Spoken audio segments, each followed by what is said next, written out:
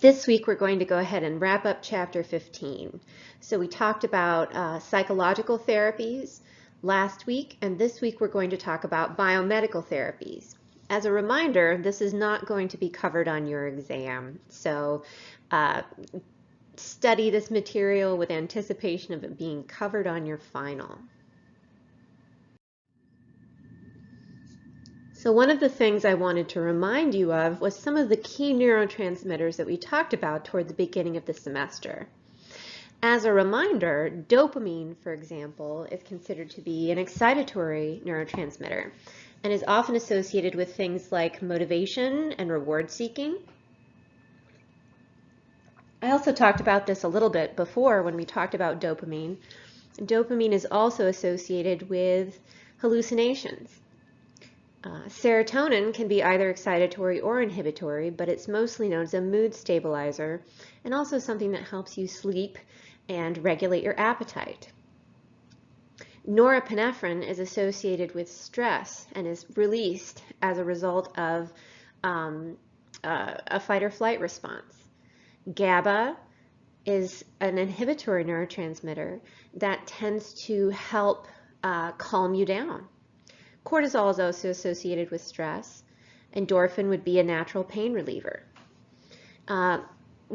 Refreshing yourself about these different neurotransmitters and reminding yourself about what they're all responsible for will help once we start talking about how various drugs can work to increase certain amounts of these neurotransmitters in one's system or reduce the amount that it's in one's system. Speaking of, let's go ahead and refresh ourselves just a little bit more about the neurotransmitter cycle. So as a reminder, neurotransmitters are released from the axon terminal and float across the synapse where they then bind to receptor sites at the dendrite.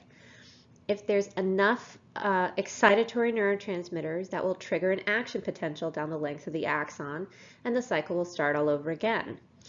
Once the neurotransmitters have served their purpose after binding to the receptor site, they are released into the synapse, and then some of them are sucked back up into the axon for reuse in a process known as reuptake, and some of them are dissolved in a process known as enzymatic degradation.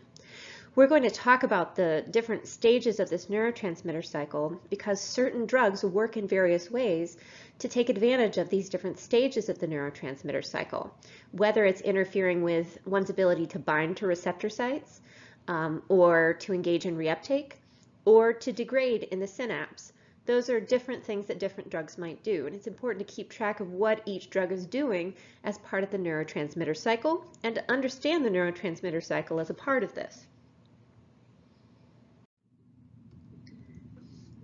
So we're going to talk about biomedical therapies in this particular section of Chapter 15, which are therapies that directly involve the biological functioning of the body and brain.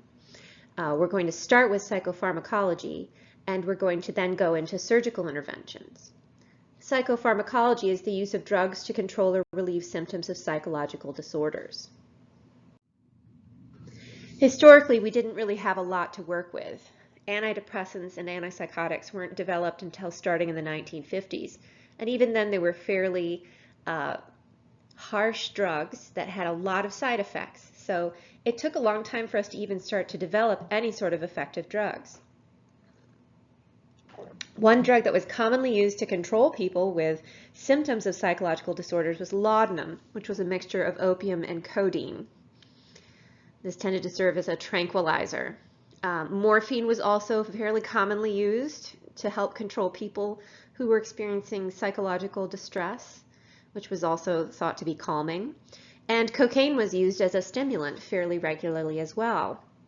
Now, this was widely used by members of the population, just in general, not only people who were suffering from psychological disorders, but also people who needed an extra pep in their step or to calm down at the end of a stressful day. Laudanum was very widely prescribed and used, as was cocaine. And you can see how these various drugs can be problematic. They're very easy to become addicted to. And once again, we run into the problem that we ran into when we were first talking about psychological disorders, which is that just calming people down doesn't really treat the underlying symptoms. So for the longest time, we were good at tranquilizing people, but not necessarily at treating their actual problems.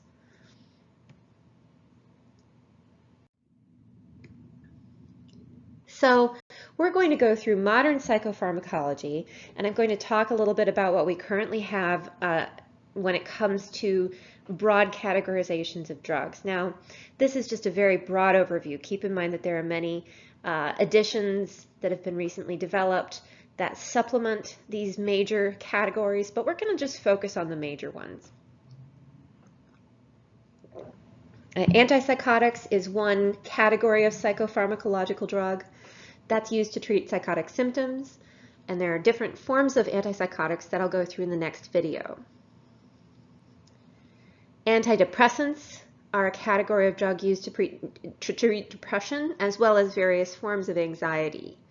One of the things that you'll learn, especially as it relates to antidepressants, is that they are fairly broadly prescribed for a wide range of things, not just depression, but also things like social anxiety. Mood stabilizing drugs are a category of drug used to treat bipolar disorder. Lithium is a common mood stabilizing drug for bipolar disorder. Certain drugs that are given to people who suffer from seizures have also been found to be effective at stabilizing mood for bipolar disorder specifically. You can't use antidepressants on someone with bipolar. It doesn't quite work for them. And then there's anti-anxiety drugs that are used to calm anxiety reactions. So tranquilizers would be within that category of anti-anxiety drugs, which are considered to be a different category than something like an antidepressant, and it works in different ways.